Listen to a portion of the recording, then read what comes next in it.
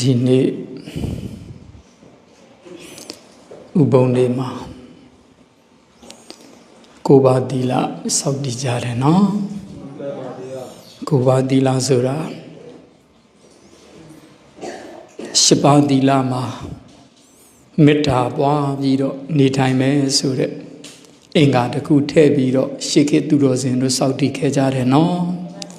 ဒါကြောင့်နဝင်ကဥပောတထကိုပါတိလလို့ပြောကြတယ်ဒါကြောင့်ဒကာကြီးတို့ဒကာမကြီးတို့ကကိုပါတိလကိုပွားတော့မယ်ဆိုရင်မေတ္တာနဲ့နေထိုင်ကြရမယ်။ဘာနဲ့နေရမလဲ။မေတ္တာဒကာမကြီးတို့ယင်တဲ့နှလုံးသားထဲမှာဒကာကြီးတို့ရဲ့စိတ်ထားတွေထဲမှာမကျေနပ်မှုဒေါသတွေဖြစ်မယ်ဆိုရင်အဲ့ဒီတိလပြတ်တယ်။ဘာဖြစ်ရင်တိလပြတ်မယ်လဲ။ဒါအဲ့ဒါကိုပါတိလမှာအထူးမေတ္တာဖြစ်နေပါမယ်လို့ခံယူစောင့်တည်ခဲ့တယ်မဟုတ်ဘူးလား။ဒါကြောင့်ဒကာကြီးတို့မကြီးတို့လုံးဝကိုယ့်ရဲ့နှလုံးသားတန်တန်မှာမကျေနပ်တဲ့အာယုန်တွေနဲ့တွေ့ကြုံမယ်ဆိုရင်ဒေါသဖြစ်ရမလားမဖြစ်ရဘူးလားမဖြစ်ရဘူးเนาะအဲ့ဒီဒေါသမဖြစ်အောင်မေတ္တာတွေစီးဖြန်းပြီးတော့ဒီနေ့ဗုဒ္ဓကိုပူဇော်ကြရမယ်လို့မှတ်ရမယ်ဟုတ်ပြီလားဥစဉ်တို့တွေဘာဖြစ်လို့ဒေါသတွေထွက်နေမလဲเนาะအားလုံးသိကြရမယ်ပုံကိုယ်တွေဟုတ်တယ်မလားတပြေးပြေးဥစဉ်တို့ဘဝဟာအိုခြင်းနာခြင်းတေခြင်းဘက်သို့မနီးဘူးလားနီးနေလားဥစဉ်တို့ဟာလောဘအလိုဒေါသအလိုမာနအလိုလိုက်နေမယ်ဆိုရင်ဥစဉ်တို့ဟာသာသနာနဲ့တွေ့ရကြနှပ်ပါမလားမနှပ်တော့ဘူးလေဥစဉ်တို့ဘဝဟာအမြဲတမ်းတဏှာရဲ့အလိုတဏှာရဲ့ဆွဲဆောင်မှုကိုခံရမကျေနပ်မှုဒေါသရဲ့ဆွဲဆောင်မှုကိုခံနေရတယ်ဒါကြောင့်မို့ဥစဉ်တို့ဒီတတိလေးနဲ့နေထိုင်ကြရမယ်ဘာလေးနဲ့နေရမလဲအဲကြောင့်မို့ဦးဇင်းတို့နှလုံးသားမှာလောဘလည်းမဖြစ်စေရဘူးဒေါသလည်းမဖြစ်စေရဘူးမာနတွေလည်းမဖြစ်စေရဘူးဒါကြောင့်အဲ့ဒီလိုလောဘဒေါသမာနစတဲ့မကောင်းတဲ့စိတ်ထားတွေမဖြစ်စေဘူးဆိုရင်ဦးဇင်းတို့မှာတတိလေးနဲ့နေရဘာနဲ့နေရမလဲတတိနဲ့နေရနော်ဒါကြောင့်ဦးဇင်းတို့ကိုဆုံးမရရှေးကသူတော်ကောင်းကြီးတွေရဲ့အဆုံးအမတွေကိုနာယူရတယ်ဗုဒ္ဓရဲ့စာပေတွေကိုဖတ်ရှုပြီးတော့ကိုယ့်ရင်ထဲမှာမကောင်းတဲ့စိတ်ထားတွေမဖြစ်အောင်တတိလေးနဲ့နေထိုင်ရတယ်တဲ့ဟုတ်ပြီလားဦးဇင်းတို့တောင်မြို့မှာကဏ္ဍဆရာတော်ကြီးဆိုရင်နောက်ဆုံးသူကဗျာလေးတစ်ပုဒ်ကိုရေးသွားလေးတယ်နော်ဒီကဗျာလေးကတော့ဒကာကြီးတို့လည်းကြားဖို့မှာပေါ့နော်ဦးဇင်းပြန်တတိရတာငါတို့နေရာဤကဘာတဏအုပ်စိုးသည်ကြားဖို့တော့မဟုတ်ဘူးလားငါတို့နေရာဤကဘာတဏအုပ်စိုးသည်ငါတော့ဘယ်လိုလဲတဏှာစေယမနေသာဖွေရှာရှက်ရသည်ဟုတ်တယ်မလားငါတို့နေရာဤကဘာတဏှာအုပ်စိုးသည်တဏှာစေယမနေသာဖွေရှာရှက်ရသည်ဟုတ်တယ်မလားတခါကြီးတို့ကြည်စီဦးဇင်းတို့ရဲ့တဏိတာဘဝကိုပြန်လဲပြီး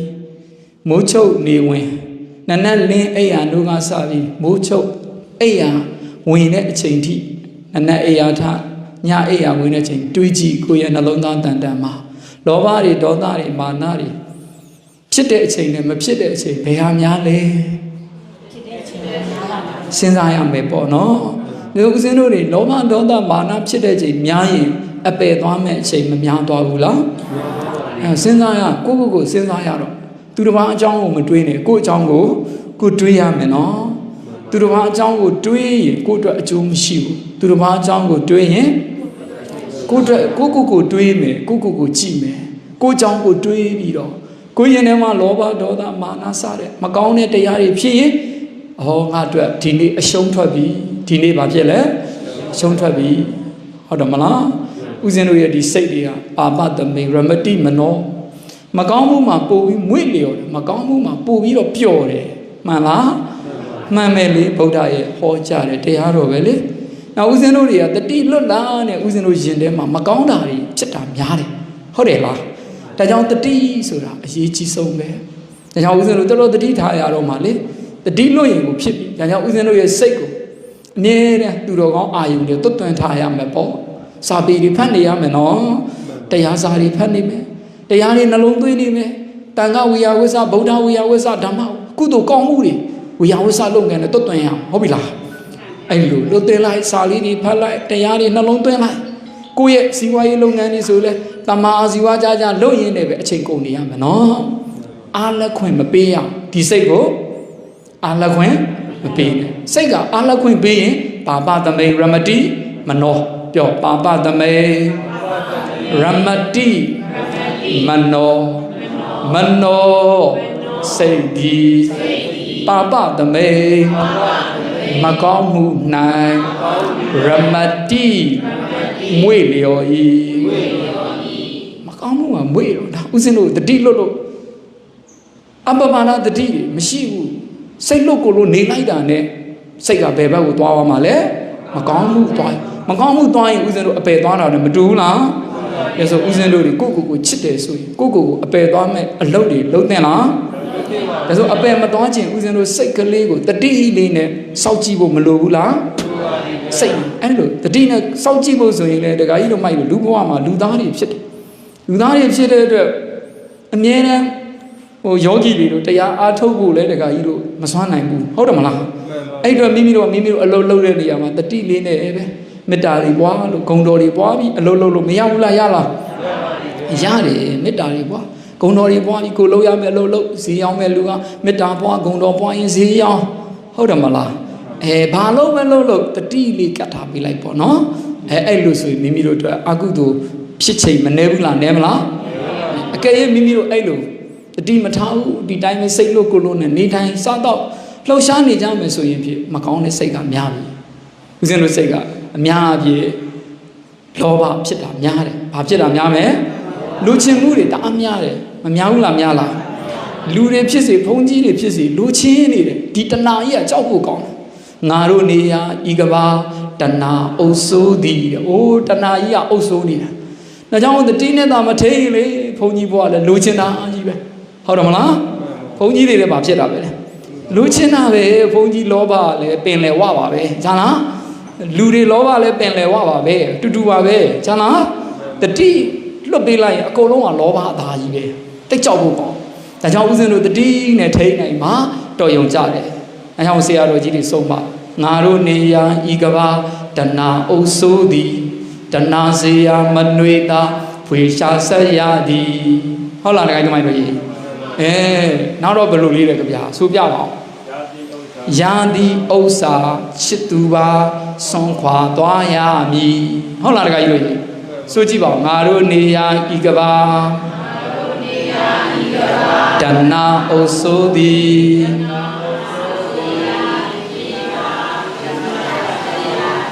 အဲ့နိုင်တိုင်ပေးမယ်ငါတို့နေရာဤကဘာတဏှာအုပ်စိုးသည်တဏှာစေယမနေတာခွေရှာဆက်ရသည်ယာတိဥစ္စာချစ်သူပါ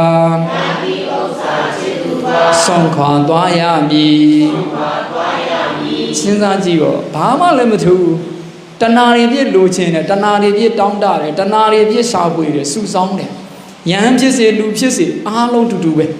ဒီတဏှာတွေပြည့်သိမ့်ပိုက်ထားတယ်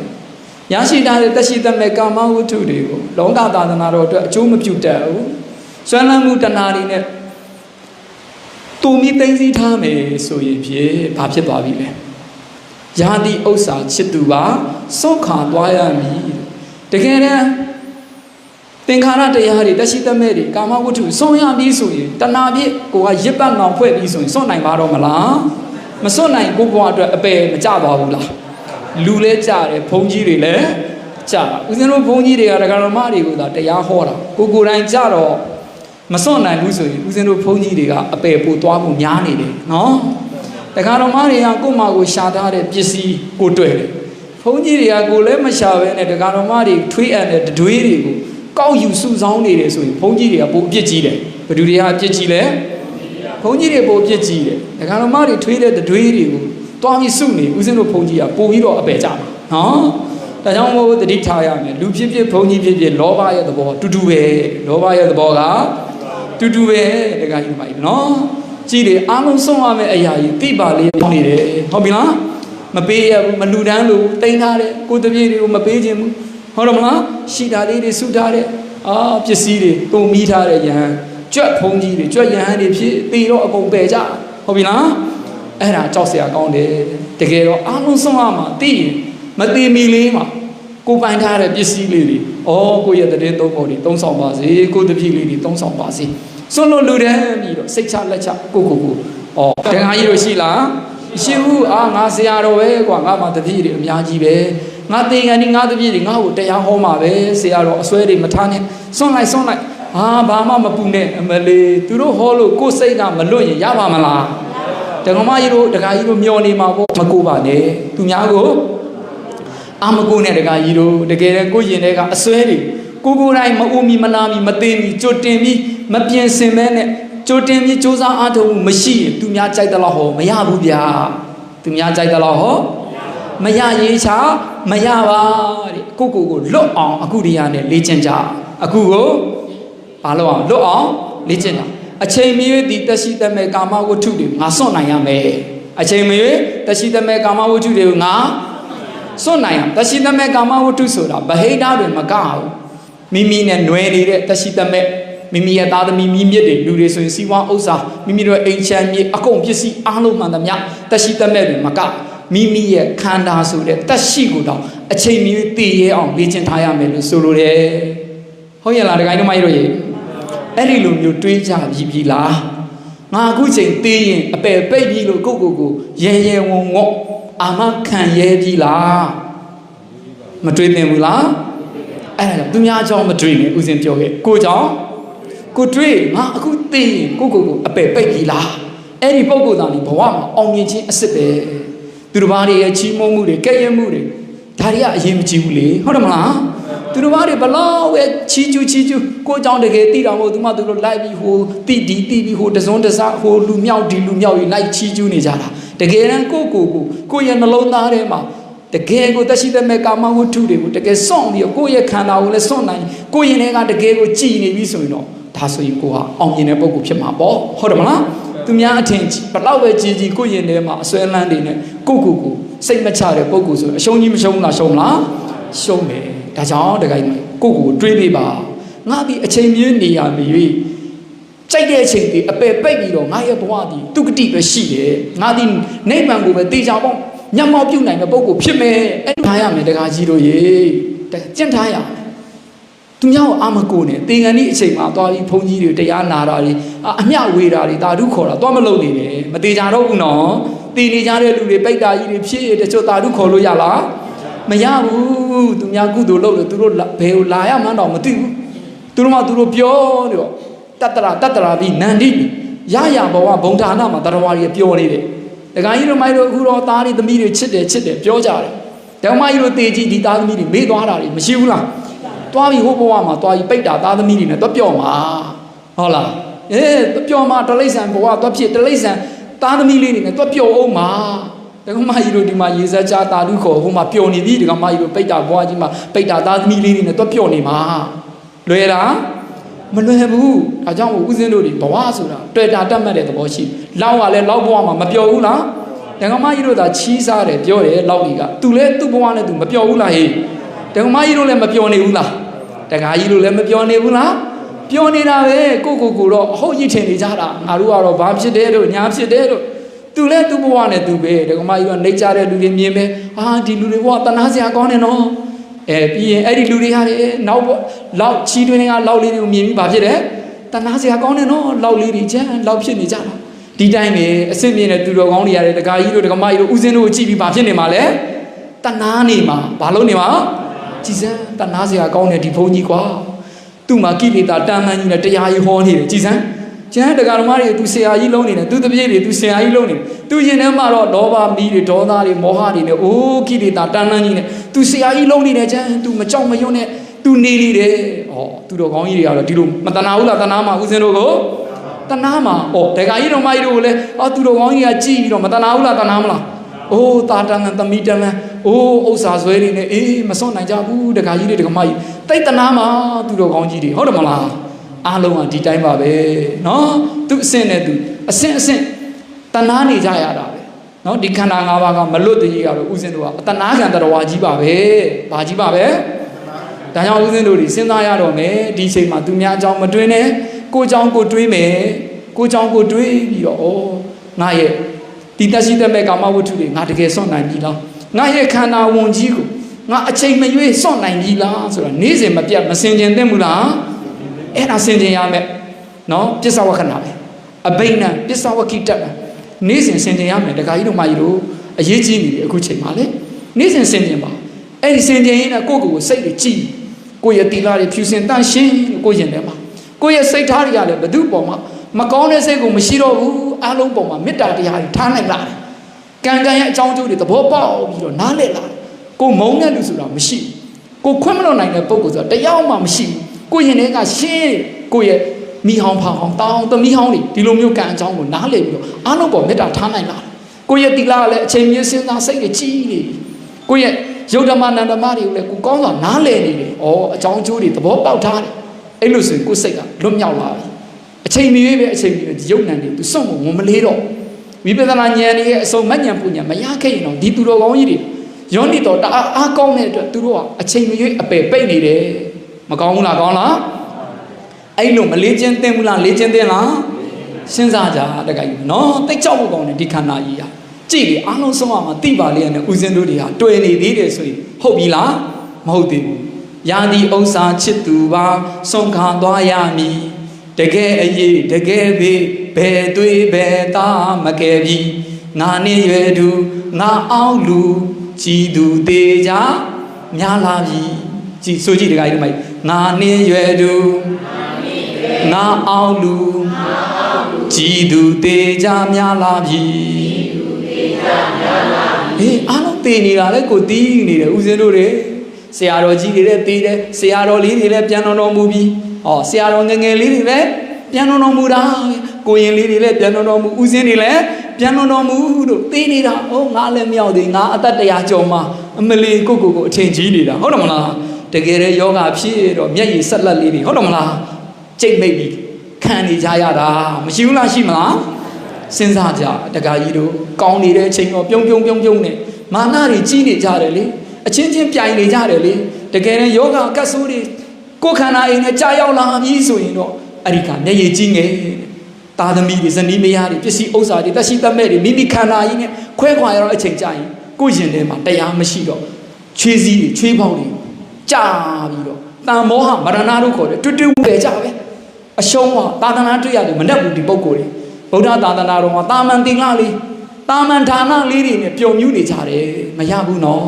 ကိုယ့်ရဲ့ခန္ဓာအိမ်ကိုအမြဲတမ်းစောင့်ကြည့်ရကိုအမြဲတမ်းတွေးတော့ရသူများအကြောင်းကိုမတွေးနဲ့နာလာပြီတဖြည်းဖြည်းဦးကြနာကြရကြည်လိုက်တာကြောင့်ငါနဲ့ရွယ်သူငါအောင်လူကြီးသူသေးကြညာလာပြီဟုတ်တယ်မလားခဏမစဲတသေးသေးငါလေးဥဘနီးခဲ့ပြီဆိုခဏမစဲတသေးသေးငါလေးဥဘနီးခဲ့ပြီဟုတ်တယ်မလားမနီးဘူးလားနီးလားခဏမစဲတသေးသေးဆိုခဏအင်းကြီးဖြစ်ပြ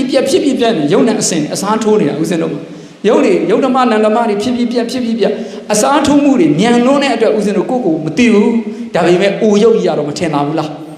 ထင်လာပြီအိုရုပ်ကြီးထင်လာပြီအိုရုပ်ကြီးနော်အိုလာပြီဦးဇင်းတို့လည်းသိတယ်ကိုဓာတ်ပုံကိုပြန်ကြည့်အိုလာပြီသိ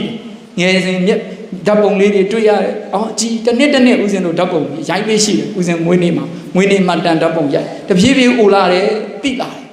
ခဏမစဲတသေးသေးငါလေးဥပဲမိခဲ့ပြီစရာမီလောင်ကိုဒီလောင်သေအောင်မြိုက်တော်မီဆိုစရာမီလောင်ကိုဒီလောင်သေအောင်မြိုက်တော်မီစရာမီကြီးကမလောင်လားလောင်လားစရာမီတော့စရာမီလောင်ကိုထဲမှာတဖြည်းဖြည်းလောင်စရာတွေလောင်မသိဘူးဒီမှာအုံနာတေဇောကြီးတွေတေဇောဓာတ်ကြီးတွေလောင်ကျွမ်းတယ်ကြည်တခါကြီးတို့မကြီးတို့ကိုတဖြည်းဖြည်းနဲ့အိုတယ်လို့မထင်ဘူးလားထင်လားဒါတော့တခါမကြီးတို့တခါကြီးတို့ကတခါတည်းအလှတွေပြင်ပြီးအင်ကြီးတွေနဲ့ဝတ်စားတွေနဲ့ကိုငါတော့မစိုးဘူးသူနဲ့ဆိုင်တော့ငါနှုတ်နေသေးတယ်နော်မပြောကြဘူးလားဟုတ်တယ်မဟုတ်လားတခါမကြီးတို့မပြောဘူးလားပြောလားအဲ့ဒါပဲလေဒါပဲတဏှာစေရမနေတာဖွေရှာဆက်ရတယ်လေကိုတဏှာကြီးတွေနဲ့တုံးတက်တော့အမေငါသူနဲ့ဆိုင်တော့တော်သေးတယ်နော်မဲမစိုးဘူးငါတော့အိုတာပါပဲဟုတ်တယ်မလားအိုရုပ်ကြီးကိုဟာလားဟန်လို့ပြီးဖုံးကွယ်နေကြတယ်အင်ကြီးတွေကိုအလှတွေပြင်းပြီးတော့ဟ ဟုတ်လားတချို့တက္ကကြီးတွေအမေစပင်းဖြူတော့ဘာလုပ်လိုက်တယ်တက္ကကြီးတက္ကမကြီးတွေတော့မပါဘူးလားတူတူပဲလေတူတူပဲဟုတ်တယ်မလားအားလုံးတူတူပါပဲဒီတိုင်းအိုရုပ်ကိုဖုံးကွယ်နေကြတယ်ဒါပဲဇရာကြီးကမီးလောင်တခါခန္ဓာကြီးလောင်တေအောင်မြိုက်တော့မှာသူကမကြဘူးတေတော့မှာအိုပြီးတေရမှာဒါကိုသိပါလေရတဲ့ဦးဇင်းတို့တွေလေလောဘတွေဖြစ်နေကြဒေါသတွေဖြစ်နေကြမာနတွေဖြစ်နေကြတဦးနဲ့တဦးအိတ်တာမစ္စရိယတွေတိုက်ခိုက်နေကြတယ်ညီညွတ်မှုကိုမရှိဘူးငြိမ်းချမ်းမှုကိုမရှိဘူးကိုယ့်ရဲ့သာသနာပြုပတ်ချင်းချင်းတွေတည်င်းသုံးပေါ်ချင်းချင်းတွေရက်ကွက်သူရက်ကွက်သားချင်းချင်းတွေမြို့သူမြို့သားချင်းချင်းတွေပြည်သူပြည်သားချင်းချင်းတွေအကျဉ်းနာမေတ္တာကိုမထားနိုင်မာနတရားတွေရှင်းတန်းတင်ပြီးတတ်မဲ့ဖြတ်မဲ့ထိုးမဲ့ကြိတ်မဲ့အနိုင်ယူမဲ့တဦးနဲ့တဦးကောင်းလားအဲ့ဒါစဉ်းစားကြည့်တကကြီးပိုင်အကုန်တေချရမှာသိပါလိမ့်ဘာဖြစ်လို့မိုက်အောင်မလဲဦးစင်တို့သူခွင့်မလို့နိုင်ရင်တော့ကိုဘာလို့နိုင်အောင်ခွင့်မလို့နိုင်ခြင်းတည်းဟူသောအကြောင်းကြောင့်မိမိသူတစ်ပါးဆင်းရဲမှုမဖြစ်ပါစေနဲ့ခွင့်မလို့နိုင်တဲ့ပုံကိုယ်တွေကအရှုံးကြီးရှုံးနေတဲ့ပုံကိုယ်တွေပဲခွင့်မလို့နိုင်ရင်အရှုံးကြီးရှုံးနေကြတာသာသနာနဲ့တွေးခိုက်ဆုံခိုက်မှာလူဘဝကိုရောက်တုံးရောက်ခိုက်မှာဘာမဟုတ်တဲ့လောဘတွေဒေါသတွေမာနတွေတိမ့်ပိုက်ထားပြီးတော့ကိုယ့်ဘဝကြီးအရှုံးကြီးရှုံးနေတယ်အဲ့ဒါမကောင်းဘူးနော်တကကြီးတို့ကြီးဒါကြောင့်ငါသည်အားလုံးပေါ်မှာခွင့်လွှတ်နိုင်တဲ့ပုံကိုယ်သာဖြစ်ရမယ်လို့ဒီစိတ်တွေမမွေးသင့်ဘူးလားငါပေါ်မှာသူတို့ကောင်းတာမကောင်းတာအရေးမကြီးဘူးငါအားလုံးကိုကောင်းအောင်ဘာလုပ်နေရမလဲကြိုးစားရဓမ္မဗုဒ္ဓသားတော်သမီးတော်ဖြစ်မှလေကိုကတရားတော်ကိုသိတယ်ဓမ္မကိုသိတယ်ပညာရှိတဲ့သူတော်ကောင်းဆိုသိကိုသိရတယ်ကိုတော့ပညာရှိတို့အသိခံခြင်းနဲ့ပညာဓာတ်တို့တော့အသိမှတ်ပြုခံခြင်းပေမဲ့ခွင့်လွှတ်တတ်တဲ့စိတ်ထားမရှိဘူးအကျဉ်းနာမေတ္တာတရားတွေကိမဲ့တဲ့စိတ်ထားတွေနဲ့ဆိုရင်သူတော်ကောင်းဟုတ်ပါမလားမဟုတ်ဘူးကိုသာအမျိုးမျိုးကာကွယ်ပြီးပြောကြမယ်စာရီနဲ့ရေးကြတော့လဲတကယ်သူတော်ကောင်းအစ်မဖြစ်နိုင်ဘူးသူတော်ကောင်းဆိုတာသူကကိုယ့်ဘောကောင်းသည်ဖြစ်စေမကောင်းသည်ဖြစ်စေကိုကတော့ဘာလို့နေရမလဲသူကောင်းတာမကောင်းတာအခရာမကြကိုကောင်းဖို့သာအခရာပဲကိုကောင်းရင်ကိုငြိမ်းချမ်းတယ်လေဟုတ်တယ်မလားအဲ့လိုသူတော်ကောင်းဆိုတာသူကောင်းမကောင်းကိုကကောင်းအဲ့ဒါမှသူတော်ကောင်းတဲ့ဟုတ်လားတခါကြီးတို့ကြီးဒါပဲတေးရမဲ့လူတွေချင်းဦးဇင်းတို့ခွင့်လွှတ်နိုင်အောင်ကြိုးစားရဒါသူတော်ကောင်းပဲနော်ဒါပဲတဖြည်းဖြည်းအိုပြီးမကြိုင်တေးရဒါကြောင့်ဦးဇင်းတို့ကကြိုပြီးတော့ပြင်ဆင်ထားရမယ်သူတော်ကောင်းတရားတွေဒါနသီလဘာဝနာလမ်းသာထွင်လိမ့်မည်လို့ကြားဘူးတယ်မဟုတ်လားသူတော်ကောင်းတရားတွေဦးဇင်းတို့ကျင့်ရဒကာမကြီးဒီနေ့ဘဏ္ဍပါသီလစောင့်တည်လဲသီလတိတ်ကောင်းတယ်သီလဆိုတာတိတ်ချစ်ဖို့ကောင်းသူတော်ကောင်းတူဖြစ်ဖို့အတွက်အဲ့ဒီသီလအခြေခံ foundation ကြီးဖြစ်တယ်စိတ်ကောင်းရှိခြင်းသီလရှိခြင်းဟာသူတော်ကောင်းဖြစ်ဖို့အတွက်အရေးကြီးဆုံးအချက်သာဖြစ်တယ်တခါကြီးတို့ရေဒါကြောင့်ဆရာတော်တန်ဃာတော်တွေခေတ်ဆက်ဥပုံတွေမှာဥပုသ္တိလတွေမပေးခဲ့ဘူးလားဒါသူတော်ကောင်းစိတ်ဓာတ်တွေပိုကြီးမားစေတယ်ပိုပြီးတော့စိတ်ဓာတ်ခွန်အားတွေကြီးမားလာတယ်သူတော်စင်တရားတွေကျင့်ဖို့ခွန်အားတွေပိုပြီးတော့အားကောင်းလာစေတယ်ဒီလိုဥပုသ္တိလဆောက်တာလေဒါကြောင့်မို့ဒီသီလတွေကိုချစ်ရဒါကြောင့်မို့ရှေးကသူတော်ကောင်းကြီးတွေကသီလကိုအရင်ရှင်းမြတ်နိုးတော်မူကြတယ်ဟိုမှာဦးဇင်းပြောပြမယ်ရွှေကျင်ဆရာတော်ကြီးဆိုတာကြားဘူးလားကြားဘူးဦးဇင်းတို့သာသနာတော်မှာဂိုင်းကြီး9ဂိုင်းရှိဦးဇင်းတို့ရွှေကျင်ပေါ့ဦးဇင်းတို့ကရွှေကျင်ဂိုင်းရဲ့ဒီဂိုင်းဝင်ပေါ့နော်မဝင်လို့မရလို့သာဝင်ရတာမဝင်လို့မရတာဦးဇင်းတို့ရဲ့နိုင်ငံတော်တန်ခါမာနကဥပဒေရှိဂိုင်းကြီး9ဂိုင်းနဲ့ဝင်ရတယ်ဦးဇင်းတို့ရဟန်းတော်ဆိုတခြားဂိုင်းဆိုတာမရှိရနိုင်ငံတော်ရဲ့ဥပဒေရှိတယ်ဒါကြောင့်ဦးဇင်းတို့ကရွှေကျင်ဂိုင်းဝင်ရပါတယ်နော်ဟုတ်ပြီရွှေကျင်ဦးဇင်းတို့ရဲ့ဂိုင်းသမုတ်ပထမဦးဆုံးပေါ့လေဦးစီးပဓာနာရွှေကျင်စသည်တီထောင်ခဲ့တဲ့ရွှေကျင်ဆရာတော်ကြီးဆိုတာအယံကိုတီလာကိုချစ်မြတ်လို့တဲ့ဝိညာဉ်ကရုကသူတော်စင်တကယ်သူတော်စင်ဆရာတော်ကြီးဖြစ်တယ်မင်းတို့မင်းကြီးကိုးကွယ်တဲ့ဆရာတော်ကြီးပေါ့ဝိနည်းကိုဘလောက်ချစ်တယ်သူတော်ကောင်းကြီးဝိနည်းကိုကိုစားတိတ်ကြီးမားတော်မူခဲ့ဒါကြောင့်မို့သာသနာတော်မှာနေလိုလားလို့ထွန်းတောက်ဝိနည်းကိုတီလာကိုလစ်စီပေဒလာတိတ်ခံကာမကိုတိတ်ကြီးကျယ်ဒါဟာသူတော်ကောင်းတို့ရဲ့လက္ခဏာဗုဒ္ဓရဲ့သာသနာတော်မှာယဟန်တာမဏေဆိုတာအဲ့ဒီတီလာကိုချစ်အရေးကြီးဆုံးပဲယဟန်ဘဝမှာအရေးကြီးဆုံးလက္ခဏာစိတ်ကောင်းရှိခြင်းဝိနည်းတီလာကိုချစ်မြတ်လို့ခြင်းကအကြီးမားဆုံးဂုဏ်ပဲလို့ဒကာကြီးမှတို့မှတ်ရမယ်နော်အေးကျန်တဲ့ယနေ့ခေတ်ပြောနေကြတဲ့ပရိယတိစာမွေးပွဲတွေဆိုတာဒါဒုတိယအဆင့်လောက်တောင်မရှိသေးပါဘူးနော်အရေးကြီးဆုံးကအဲ့ဒီစိတ်ကောင်းရှိခြင်းတီလာရှိခြင်းဟာယဟန်ဘဝအတွက်အပယ်ပိတ်ကြောင်းသာသနာရည်ရှိတည်တဲ့ကြောင်းဖြစ်နေတယ်ဒါရွှေကျင်ဆရာတော်ကြီးတွေကအဲ့လိုတီလာကိုချစ်ခဲ့ကြဘယ်လောက်ဒီသူကဝိနည်းတီလာကိုကုတ်ကုတ်ဆကြီးမားတယ်ဆိုတော့ဦးဇင်းတို့တနေ့မှာရွှေကျင်ဆရာတော်ကြီးသူ့အဖေသူတရားဟောတယ်ဘယ်လိုဟောလဲဆိုသူ့အဖေကဝိနည်းတရားတွေဟောပြခြင်းရဲ့အကြောင်းရင်းရှိတယ်ပေါ့သူပြောပြတဲ့အကြောင်းလေးကဒီဦးဇင်းတို့ဝိနည်းတော်မှာ တက္ကသိုလ်မားတွေဆိုတာရဟန်းတွေကိုပစ္စည်းလေးမှမဖိတ်မှန်ထားဘူးဆိုရင်ဦးဇင်းတို့တွေအလူခံလို့မရပါဘူးရလားမရဦးဇင်းတို့ဘုန်းကြီးတွေဆိုတော့ငါကျောင်းတိုင်းဘုန်းကြီးပဲငါရွာကျောင်းဘုန်းကြီးပဲဆိုပြီးတော့တက္ကသိုလ်မားတွေဟေးငါကျောင်းဆောက်မယ်နင်တို့တအိမ်ကို1000ထဲမထဲမနေရအဲ့လိုဥပဒေထုတ်လို့ရလားမရဘူးအဲ့ဒါဝိနည်းတော်နဲ့မအပ်ဆက်ဘူးဗုဒ္ဓဆက်စုပ်ယုံစားတဲ့မိစ္ဆာဇီဝအမှုကြီးတာဖြစ်တယ်ဦးဇင်းတို့ဝိနည်းတော်ရသဘောပေါက်လားအဲ့လိုမျိုးဝိနည်းတော်ကကိုယ့်ကိုပစ္စည်းလေးပါမဖိတ်မှန်းတဲ့တက္ကသိုလ်မားတွေကိုအတင်းအဓမ္မအလူခံခွင့်မရှိဘူးပါဇက်နဲ့ထုတ်ပေါ်ပြီးတော့တက္ကသိုလ်မားကြီးတို့ရဲ့ဦးဇင်းတို့မှာစားဖို့ဆွန်ရလဲအစင်မပြေတော့လို့ပတ်စံတယောက်1000လောက်ထည့်ပြီးဆွန်လေးပါလေးဆန်လေးပါလေးဝယ်ပေးပါအလူခံလို့ရလားမရဘူးရန်ဆိုတာတက္ကသိုလ်မားတွေကိုယ့်ကိုပစ္စည်းလေးပါမဖိတ်မှန်းရင်လုံးဝအလူခံခွင့်မရှိဘူးဝိနည်းဥပဒေလေးတင်ကဘာတသိန်းတွင်းနဲ့ရေးပြီးမှပါရမီတော်တွေဖြစ်ပြီးမှဟောကြားခဲ့တဲ့ဗုဒ္ဓရဲ့ဝိနည်းတော်ကြီးဖြစ်တယ်ခေဆက်ဆက်သမရအမိတ်နဲ့ဖြတ်လို့မရပါဘူးတာမန်ဘုန်းကြီးတွေမပြောနဲ့ဘယ်ဘုန်းကြီးမှဒီဥပဒေကိုဖြတ်ခွင့်မရှိဘူးနော်အဲ့လိုကြီးမားတဲ့ဗုဒ္ဓရဲ့ဥပဒေရှိတယ်အဲ့ဒီဝိနည်းဥပဒေကဟုတ်ပြီသူ့ဖေကိုသူပြောပြတယ်တခါကြီးဘုန်းကြီးတွေဆိုတာဒီလိုမျိုးပစ္စည်းလေးပါမဖိတ်မှန်ထားရင်အလူခံခွင့်မရှိပါဘူးနော်ဆွန်အတွက်လည်းအလူခံလို့မရပါဘူးသင်္ကန်းတွေဝတ်စရာမရှိလို့လည်းအလူခံလို့မရပါဘူးကျောင်းတွေအလူခံလို့လည်းမရပါဘူးတဲ့ဂိလာနာဖြစ်လို့ကျမ်းမာရေးမကောင်းလို့နေမကောင်းတဲ့အချိန်မှာတော့ဆေးတော့အလူခံလို့ရတယ်နေမကောင်းဖြစ်တော့ဘာအလူခံလို့ရတယ်တဲ့အဲ့ဒီတခုပဲရှိတယ်နော်တက္ကမကြီးတို့ဟုတ်လားကျန်တဲ့ဆွန်စားစရာမရှိလို့တက္ကမကြီးတို့ဦးဇင်းတို့ဆွန်လေးမရှိလို့ဆန်လေးတစ်ပြီတော့လူပါအလူခံလို့ရလားမရဘူးဝိနည်းတော်နဲ့မအဆက်ဘူးဒါမိစ္ဆာဇီဝသူတော်ကောင်းတို့ဆက်စုပ်ယွန်းစားတဲ့အသက်မွေးဝင်ကြောင်းဖြစ်တယ်ဝိနည်းတော်နော်သာသနာတော်ကလူတွေနဲ့မတူဘူးလူတွေနဲ့မတူလို့ကိုအဆင့်မြင့်နေတာသာသနာဆိုတော့လူနဲ့တူအောင်ကြည့်ဒီသာသနာဘာမှအဆင့်မရှိတော့ဟုတ်ပြီအဲ့လိုတိတ်ခါပုတ်အကြောင်းတွေသူ့အဖေကိုသူဟောပြတယ်ဆရာတော်ကြီးကဟောပြအဖေကလည်းနားထောင်သူ့သားဘာရွေချက်နဲ့ပြောနေလဲနားထောင်ဦးဇင်းတို့ရဟန်းတော်တွေမှာအဲ့လိုဒါပေမဲ့တဲ့ဗုဒ္ဓရှေးဘုံရှင်းကန်ကြီးမားတယ်တချို့သောဆရာတော်တွေကြတော့ဘုံကြီးတော့ဘာမှတောင်းစရာမလိုပဲနဲ့တက္ကသိုလ်မတွေကအလိုက်တသိဖြစ်ဆွန်နေလို့ရင်ဆွန်လူတယ်ကြောင်းလို့ရင်ကြောင်းဆောက်လူတယ်သင်္ကန်းလို့ရင်သင်္ကန်းတွေလူလို့ဆေးလို့ရင်ဆေးလူဘာမှတောင်းစရာမလိုပဲနဲ့အလိုက်တသိလူတော့ဝီနီနဲ့အလာမဟုတ်လားအပ်ပါတယ်တဲ့သို့တော်လည်းအဲ့ဒီလူမျိုးကလည်းဘုံကံကြီးမားမှဖြစ်မှာတာမန်ဆိုရင်အဲ့လိုအလိုက်တသိလူတာဆိုရင်ရှားလားမရှားဘူးလားရှားတယ်တကားကြီးတဲ့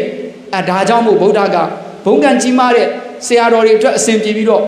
ရှေ့ဘုံရှေ့ကနေတဲ့ယဟန်တော်တွေတာမန်ဆရာတော်တွေအတွက်ကြတော့အစင်မပြေမှန်းသိလို့ဗုဒ္ဓဟာတဲ့ကိုယ့်ရဲ့မိဘတွေဆွေမျိုးတွေမှာအလူခံခွင့်ပေးလိုက်တယ်။ဆွေမျိုးနဲ့မိဘတွေမှာတော့ဘာလို့ခွင့်ရှိ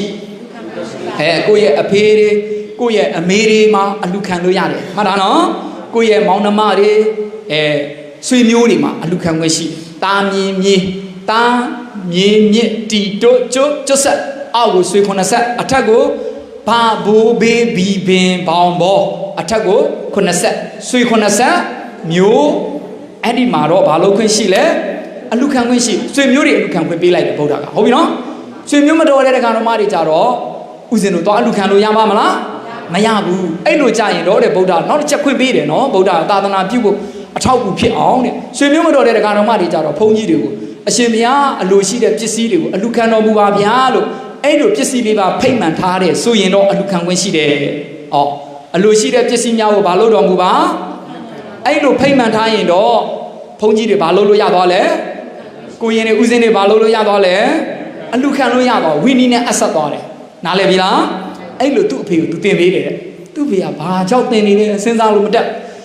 တဲ့ဦးစင်းအားတဲ့ဆရာတော်မေတော်ကြီးမှာတော့တခါတလေအလူခံပါတယ်တဲ့ရွှေကျင်ဆရာတော်သူ့အမေတော်ကြီးမှာတော့ဘာဖြစ်တယ်လဲတခါကြီးကြတော့တဲ့အ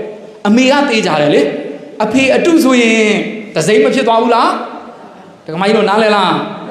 းအဖေအတုဆိုရင်တစိမ့်ဖြစ်ရင်အဲ့ဒီအဖေကပစ္စည်းလေးပါမဖိတ်မှန်ထားရင်အလူခံလို့ရမှာမလာ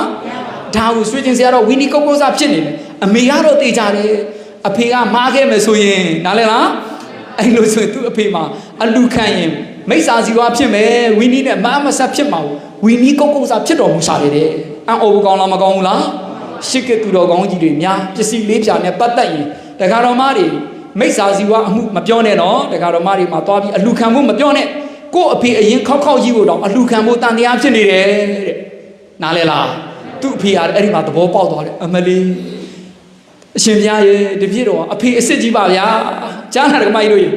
့အဖေပါဖြစ်တော့ ဖေစစ်ကြီးတဲ့ဒါပေမဲ့သူ့အဖေကသူ့သားလေးတန်တရားကင်းအောင်ရှင်ပြလိုအပ်တာရှိရင်အလူခံတော်မူပါဗျာလို့ပစ္စည်းလေးပါဖိတ်သွားတယ်တဲ့ကြားလာတယ်မိုင်းလို့ရှိခေသူတော်ကောင်းကြီးတွေတီလာကိုချစ်လားမချစ်ဘူးလားစဉ်းစားကြဒကာကြီးတို့မိုင်းလို့တီလာချစ်တာအခုဥပုပ်တွေစောက်လို့ဘိုင်လေးဆိုင်ညက်နေဥပုပ်ချလိုက်တော့မယ်နော်ဆရာတော်ကမသိဘူးလေဟုတ်တယ်မလားဒကာမိုင်းတို့ဒီလိုတော့မလုပ်ရဘူးကြားလားသူတော်ကောင်းကြီးတွေတီလာကိုချစ်တာအသက်ကိုစွန့်ပြီးတော့ချစ်ကြတာဒါကြောင့်မို့နာဇာကုဋ္ဌမစရေကိဉ္စီယေနာဝိညုပရေဥပဝရေယောတဲ့ဘာမှပါအဲ့ဒီဟဲ့မေတ္တာတော့မှာပါနာဇာကုဋ္ဌမစရေကိဉ္စီယေနာဝိညုပရေဥပဝရေယောသူတော်ကောင်းတွေဆိုတာနော်ပညာရှိသူတော်ကောင်းတွေကဲ့ရဲ့ဆွဆွဲပွဲအမှုမျိုးကိုအနှဲငယ်လေးတော့ဘာအကြောင်းနဲ့မှမလုပ်ဘူးတဲ့ကြားလာတဲ့ခိုင်းမိုက်လို့လေနော်သူတော်ကောင်းတွေဆွဆွဲကဲ့ရဲ့မဲ့အမှုမျိုးဆိုရင်အနှဲငယ်လေးတော့မလုပ်ရအောင်တခါကြီးတို့မိုက်လို့ဟုတ်ပြီလားမလုပ်ရအောင်ဒါမှသူတော်ကောင်းလို့ခေါ်တယ်ဒါမှနိဗ္ဗာန်ရောက်ကြောင်းခေါ်တယ်ဒါဗုဒ္ဓဟောထားတာနောက်ဦးဇင်းတို့တွေရဲ့ယင်ထဲမှာကိုယ့်ရဲ့ကာယကံမှုတွေဝစီကံမှုတွေသူတို့ဘာတွေပညာရှိတဲ့သူတော်ကောင်းတွေပေါ့သူရုပ်မာတွေကဲ့ရဲ့တာအရေးမကြီးဘူးနော်သူယုံမာတွေဆိုတာဟုတ်တာလဲကဲ့ရတယ်မဟုတ်တာလဲဒီသူယုံမာတွေရဲ့ကဲ့ရဆွဆွဲခြင်းကိုကြောက်စရာမလိုဘူးနော်ကြောက်စရာလိုလားမလိုဘူးလေတစ်ချိန်မှာအဲ့ဒီလိုပေါ့လေဒီမိစ္ဆာအယူရှိတဲ့ပုဂ္ဂိုလ်တဦးပေါ့နော်မိစ္ဆာ तू ကတော့ဒီအရှင်အနုရုဒ္ဓတန်ချင်းကပ်ပါအရှင်အနုရုဒ္ဓတရားမဟောတော့စိတ်ဆိုးပြီးပြန်လာအရှင်သာရိပုတ္တရာသွားချင်းကပ်အရှင်သာရိပုတ္တရာတရားဟောအရွှေကြီးပဲအဲ့ဒါသူစိတ်တူပြီးပြန်လာတရားရှိလို့တဲ့ကြားလားရှင်အနန္ဒာတူတူလေးကိုတူတူလို့ဆိုကဲ့ရဲ့ပြန်ဟောတယ်နောက်ဆုံးဖယားကိုသွားတိုင်တာဗုဒ္ဓကပြောလိုက်တယ်လောကမှာကဲ့ရဲ့တဲ့လွတ်တဲ့ပုဂ္ဂိုလ်ဘယ်သူမှမရှိဘူးတဲ့ငါဖယားလည်းကဲ့ရဲ့ခံရတာပဲတဲ့ကြားလားဓမ္မကြီးလို့ပြောချင်တာပညာရှိသူတော်ကောင်းတွေကဲ့ရဲ့မှာကိုကြောက်ပညာမရှိတဲ့သူယုံမာတွေကဲ့ရဲ့တာကိုကြောက်စရာလို့လားမလို့ဘူးသူယုံမာတွေဆိုတာမရှိတဲ့အပြစ်ကိုလည်းရှိအောင်အမျိုးမျိုးပေါ်ပြီးကဲ့ရဲ့ရှုတ်ချမှာပဲဒါကိုဓမ္မကြီးတို့စိတ်လည်းမထားရအောင်ကြားလားကိုရင်ထဲမှာကြည့်ငါရဲ့ကာယကံဒီစင်ကြယ်လားဝစီကံဒီစင်ကြယ်လားငါမနောကံဒီစင်ကြယ်လားနောက်ဆုံးစဉ်းစားရမယ်နှက်ကောင်းနှက်မြက်တွေရှိတယ်ပရာစိတ်တဝိဇာဏနာအဘိညာရတဲ့သူတော်ကောင်းတွေရှိတယ်သူတော်ဘာစိတ်ကိုသိတဲ့နှက်တွေသိတယ်ကိုယ်စိတ်ထဲမှာလောဘတွေဖြစ်နေရှက်စရာကောင်းလားမကောင်းဘူးလားဒေါသတွေမာနတွေအိတ်တမစ္စရိယတွေသူများမကောင်းကြောင်းတွေတွေးနေရှက်ဖို့မကောင်းဘူးလားအဲ့ဒါနာဇာကုဋ္ဌမစရေကိဉ္စီယေနာဝိညုပရေဥပဝရေယပညာရှိသူတော်ကောင်းတွေကဲ့ရဲ့ဆွဆွဲဝယ်တွေဆိုတာစိတ်ထဲမှာတော့အဖြစ်မခံရဘူးတခါကြီးတို့မကြီးတို့ကြားလားအဲ့ဒါကိုယ်စိတ်တွေကိုအဲ့လိုမဖြစ်ဖို့ဆိုရင်အမြဲတမ်းပရိယပฏิပတ်သူတော်ကောင်းအလုံးမှာမြုပ်နှံထားရပါတယ်ကြားလားစိတ်ကိုလွတ်လိုက်တာနဲ့ပါပသမိန်ရမတိမနှောစိတ်ကဘာမှပဲမွေးလျော်လေမကောင်းမှမွေးပျော်သွားတယ်ဒါကြောင့်မို့အဲ့လိုစိတ်ကိုထိမ့်သိမ့်ရတယ်တခါကြီးကြားလားအဲ့လိုမျိုးဒါကြောင့်မို့ဥစဉ်တို့သူတော်ကောင်းတွေကဲ့ရဲ့ရှုတ်ချမှုမျိုးကိုနည်းနည်းမှမလုပ်ရအောင်ဒါကြောင့်အဲ့လိုရွှေကျင်ဆရာတော်ကြီးလို့ဆိုရင်အဲ့လိုဝီနီးကိုအလေးကရုပြုလားမပြုဘူးလားအဲ့ဒါသူတော်ကောင်းပဲယဟန်ဆိုတာတိလကိုချစ်မှဝီနီးကိုအလေးကရုပြုမှတကယ်ဗုဒ္ဓလို့ကြာယဟန်လို့ခေါ်ပါတယ်တိလကိုမလေးစားဘူးဝီနီးကိုစန့်ကျင်ဘက်လုပ်ရင်ဒါဟာသူတော်ကောင်းတွေမဟုတ်ပါဘူးနော်မြတ်စွာဘုရားချစ်တဲ့သာသနာပြုပုဂ္ဂိုလ်တွေမဟုတ်ပါဘူးတိလကိုမချစ်ရင်ဖះလုံးဝမချစ်ပါဘူးတခါကြီးတို့ရဲ့နော်ဒါကြောင့်ဦးဇင်းတို့တွေဟာဖះမကြိုက်တဲ့ဝီနီချိုးပေါက်တိလကိုမချစ်ဘူးဆိုရင်ဦးဇင်းတို့ကသူတော်ကောင်းမဟုတ်ဘူးဖះကြီးချစ်တဲ့ယဟန်တွေမဟုတ်ပါဘူး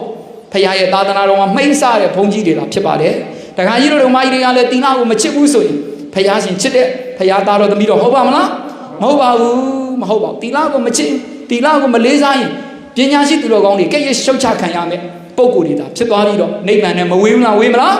ဝေးသွားမယ်ဒါကြောင့်ရှေကေသူတော်ကောင်းကြီးကတိလကိုတအားချစ်ကြတယ်ကြည့်ရှင်သာရိပုတ္တရာအကြောင်းလေးနည်းနည်းပြောပြရှင်သာရိပုတ္တရာတို့များဘလောက်ထိပညာရှိသူတော်ကောင်းတွေကဲ့ရဲ့မှာကိုထိတ်လန့်တော်မူလဲဆိုရင်တနေ့သောအခါမှာရှင်သာရိပုတ္တရာလေနာယောဂဖြစ်တယ်ဒကာကြီးတို့မကြီးတို့ရဲ့နော်လေနာယောဂဖြစ်တယ်အကြီးအကျယ်ခံရတာဒကာကြီးတို့မကြီးတို့ရဲ့အဲ့ဒါမှအရှင်မဟာမောဂလန်ကမေးတယ်အရှင်ဘုရားလူဘဝတုန်းကဒီလေနာယောဂဘလို့ပုံစံမျိုးနဲ့ပျောက်ကင်းဘူးတယ်လေဗျာတပြည့်တော်မေတော်လေးတပြည့်တော်နှုတ်လေးနဲ့လေဟာလာနှုတ်ကနာလေးချက်ပြီးတော့အဲ့ဒါလေးကတ်တာအဲ့ဒါလေးစားပြီးတော့တပြည့်တော်နုနာဒီလေနာယောဂပျောက်ခဲ့ဘူးတယ်ဗျာအဲ့လိုလေးပြောမိပါလားအဲ့ဒါကိုចောင်းသားမှာနေတဲ့အာရခဒေဝတာဒုက္ခဒေဝတာကြားပြီးတော့အဲ့ဒါအရှင်မြတ်တွေကိုတအားကြည်လို့တော့အဲ့တော့မှအရှင်မောဂလန်ပြောတပြည့်တော်မနှက်ပဲဆုံးခံကြွမယ်ဗျာဆုံးခံကြတော့ရရင်အရှင်ဘုရားကိုဆက်ကပ်ပါမယ်လို့ပြောခဲ့တယ် အဲ့ဒါကိုသွားပြီးဒီအာရကဒေဝတာရုက္ခဒေဝတာရုပ်ဆိုးနတ်ကြီးကအရှင်မမောကလန်တို့ရဲ့အရှင်သာရိပုတ္တရာအလုတ်အကျွေးအိမ်မှာသွားဝင်ပူးတာကလေးတယောက်ဝင်ပူးပြီးတော့တခါတည်းကျမ်းလာအိမ်ဟာဘာလုပ်လာတယ်ဘာသားလေးကိုလွတ်ပေးပါအေးနင်တို့လွတ်စေချင်ရင်နောက်နေ့မှာရှင်မမောကလန်ကြီးဆုံးကကြွမယ်အဲ့ဒီကနှုတ်ကနာဆုံးကိုချက်ပြီးလှူရင်လွတ်မယ်အိုးဒါတပြေတော်မတို့လှုပ်ကျွေးနေကြရန်တော်ပါပဲဗျာတပြေတော်တို့စက်ကလူတန်းပါမယ်ကျေးဇူးတင်ပါတယ်အခုလိုတတိပေးတာနတ်ကထွက်သွားတယ်ဂျာမန်ကကြီးတို့နတ်ကြည်ညိုရင်လည်းအဲ့လိုမျိုးလှုပ်လာမလှုပ်ဘူးလားလှုပ်တာဒါပေမဲ့ရှင်မောကလန်ကနောက်နေ့ဆုံးကကြွတော့အဲ့နှုတ်ကနာဆုံးကိုရလာခဲ့ပြီးတော့အရှင်သာရိပုတ္တရာကိုဝမ်းမြောက်ဝမ်းသာကြပြီးစက်ကလူတန်းတယ်ရှင်သာရိပုတ္တရာလေးဆုံးကိုရတော့လေဖုံးကန်နီးလေးမှာပစ္စဝခဏဆင်ကျင်တာဗာဆင်ကျင်တာဦးဇင်းတို့သူတော်ကောင်းတွေဆိုတာတရားတော်မတွေလူတန်းနဲ့ဆုံးကိုလေတတိလွတ်ပြီးတော့မစားကြဘူးတဲ့ကျန်လားဆင်ကျင်ပြီးစားရသာသနာပြုနိုင်ဖို့အတွက်ကျမ်းမာရေးကောင်းဖို့အတွက်ဘာလို့ရလဲစားရတဏှာလောဘကိုရှင်းတန်းတင်းပြီးတော့ကိုယ်နဲ့ကျမ်းမာရေးနဲ့ညီလားမသိစားမယ်ဆိုရင်ဖျားလူတော်ကြဖြစ်ပါမလားဖြစ်ဘူးရှင်သာရိပုတ္တရာဘယ်လောက်ကြီးဆင်ကျင်တယ်ဆိုတော့ဒီပစ္စည်းဟာတန်ရှင်းမှုရှိရလားစင်ကြယ်မှုရှိရလားသူတော်ကောင်းတို့မကဲ့ရဲ့မဆွဆွဲတဲ့ဆုံးဖြစ်ပါရဲ့လားစင်ကြင်တဲ့အခါမှာအကုန်လုံးမြင်လာတာအဲ့ဒီနတ်ကြီးကသွားပြီးဝင်ပူးပြီးတော့တိုက်တွန်းတဲ့ဆုံးကြီးဖြစ်နေမှမြင်လာခဲ့ဝီနီတော်အရာတော့အရှင်မောကလန်နဲ့အရှင်သာရိပုတ္တရာသူတို့ချင်းပြောနေတယ်မဟုတ်လားဗျာဝီနီတော်နဲ့အလားမဘူးလားအပ်ပါတယ်သူတို့ကဒီနတ်ကိုကြားအောင်ပြောတာဟုတ်ရဲ့လားအဲ့မှာအတွေးလေးတစ်ခုဝင်တော့ဩသူတော်ကောင်းကြီးဟာနတ်တွေရဲ့အကူညီနဲ့တော့ပစ္စည်းလက်လာပါကိုအလိုမရှိပါလားရှက်ဖို့ကောင်းတယ်နော်ဦးဇင်းတို့စိတ်ကိုပြောတာပါနော်ဦးဇင်းတို့စိတ်တွေနော်ဦးဇင်းတို့စိတ်တွေတိတ်ရှက်เสียကောင်းတယ်ဟုတ်ပြီလားကြည်သူတော်ကောင်းကြီးတွေကနတ်တွေအကူညီနဲ့တော့ပစ္စည်းလက်လာပါကိုအလိုချင်လားအလိုမရှိဘူးတိတ်ကြည်လို့ဖို့ကောင်းတာမတရားသောနိလန်းပြည့်တက္ကရာမတွေကိုပစ္စည်းမဖိတ်မှမထားဘဲနဲ့ဦးဇင်းတို့ကိုကြောင်းဆောက်ဖို့လူပါသင်္ကန်းကပ်ဖို့လူပါလိုက်ပြီးပြောနေတော့ပို့ပြီးတော့ကြောက်စရာမကောင်းသွားဘူးလားအဲ့ဒါတော့အပေရောက်ကြောင်ဖြစ်သွားတယ်မိစ္ဆာစီကအစစ်ကြီးတွေသာဖြစ်တယ်ဟုတ်ပြီနော်ကြည်စမ်းအရှင်သာရိပုတ္တရာဆင်ကျင်လိုက်တော့အိုးဒီဆုံးကမအဆက်ဘူးဝီနီနဲ့မဟုတ်နောက်တစ်ချိန်တဲ့နောက်လာနောက်သားညီတော်အများဟာအရှင်သာရိပုတ္တရာအရှင်မြတ်ကြီးကလေနတ်ရဲ့ဝိညာဉ်ဖြစ်ဆုံးကိုဖုံးပေးပြီးယောဂပျောက်ခဲ့တယ်အဲ့လိုမျိုးပညာရှိသူတော်ကောင်းတွေကဲ့ရဲ့မှာကိုစိုးရိမ်တော်မူတယ်တဲ့ကြားလားဒါကြောင့်မို့ဒိဋ္ဌာနုတွေကောင်းစေဖို့အတွက်အဲ့ဒီဆုံးကိုမစားတော့ဘူးတဲ့အရှင်ဘုရားဒီဆုံးကိုတွန်လိုက်ပါတော့တဲ့အဲ့လိုတွန်ခိုင်းလိုက်တာတဲ့ကြည်စမ်းအာဇီဝပါဠိတုတ်တိအတ္တမဝန်းကြောင့်စင်ကြယ်လားမစင်ကြယ်ဘူးလားအဲ့လောက်ထိစင်ကြယ်တယ်သူတော်စင်ကြီးတွေကဝီနီကိုချိုးဖောက်ဖို့မပြောနဲ့နော်ဝီနီနဲ့အဆက်တဲ့အရာတော့မိမိရဲ့ဝစီဝိညာဉ်ဖြစ်ပြောပြလိုက်တော့နတ်တွေကြားပြီးတော့သွားပြီးလှုပ်ဆော်တဲ့ဆုံးကိုတောင်းအလိုမရှိဘူးတဲ့ဦးဇင်းတို့နဲ့မိုးနဲ့မြေမကွာဘူးလားကွာလိုက်တာဦးဇင်းတို့တိတ်ရှက်ဖို့ကောင်းတယ်ဦးဇင်းတို့ဘဝကလေတေတောင်တေတဲ့ဦးဇင်းတို့ဘဝကြီးဟာနော်ဒီလိုသူတော်ကောင်းကြီးတွေရဲ့စိတ်ထားတွေစာမှာဖတ်ရတာအယံဝတ်နေဖို့ကောင်းတယ်ကျမ်းလာတခိုင်းတို့မိုက်ဒါကြောင့်တခိုင်းတို့မိုက်ဦးဇင်းတို့တွေမစင်ကျင်သင့်မလားစင်ကျင်သင့်လားဒါကြောင့်တီလာနဲ့ပတ်သက်ရင်တခိုင်းတို့မိုက်အသက်သေးခြင်းသေးပါစေတီလာကိုဆုံးရမလားမဆုံးရဘူးလားမဆုံးရအောင်ကြည့်သူတော်ကောင်းကြီးတွေများတော့တီလာမပြတ်တဲ့အမှုတော်ပညာရှိတွေကဲ့ရဲ့မယ်ဆိုရင်မရှောင်ဘူးလားရှောင်လားနာသဂௌဒမာစရိကိဉ္စီယေနာဝိညုပရိဥပဝရေယောပညာရှိသူတော်ကောင်းတို့ကဲ့ရဲ့ဆွချဲဝဲအမှုမျိုးဆိုရင်ဘာကြောင့်တဲ့မှာအနှဲငယ်လေးတော့လုပ်ရမလားမလုပ်ရဘူးလားမလုပ်ဘူးတွန့်ပစ်ခိုင်းလိုက်တာရှင်မောကလန်ကလည်းဘာမှမပြောယုံကြည်တယ်တည်င်းသုံးပေါ်ချင်းယုံကြည်တယ်လေးစားတယ်အကြောင်းရှိမှာပဲတွန့်ပစ်ပေးလိုက်ချက်ချင်းပဲလေနာယောဂပျောက်သွားတယ်တိလရဲ့တကူအာနုဘောစွမ်းလားမစွမ်းဘူးလားစွမ်းတယ်အဲ့မှာရှင်သာရိပုတ္တရာပြောတဲ့စကားလုံးတိတ်ကောင်းတာဒီရဲ့ဒီဥပကြီးတွေကဟာလားဘိုင်တဲ့ကနေထွက်နေပြီစီဘယ်တော့မှမိစ္ဆာစီဝအမှုနဲ့နော်အသက်မဝင်ကြောင်းကိုမလုပ်ဘူးတဲ့ကြားလားကြည်ညိုမကောင်းလားကောင်းလားဇီဝိတံစစမာနောပြီနော်တခါကြီးလို့နော်အသက်ကိုစွန့်ရညာတော့လေပဲအာဇီဝပါဠိတုတ်ကြီးကိုဘယ်တော့မှမဖြတ်ဘူးသူတော်စင်တွေကဟုတ်ပြီလားဒါကြောင့်တခါကြီးတို့မိုက်လို့လူဘဝမှာနေတဲ့ခါမှာလေစီဝါရေးလုပ်ငန်းလုပ်တဲ့အခါမှာဘယ်အကြောင်းကြောင့်မှ၅ပါးတိလာကိုချိုးဖောက်ပြီးတော့တိလာပြတ်တဲ့အမှုတွေကိုလုပ်ပြီး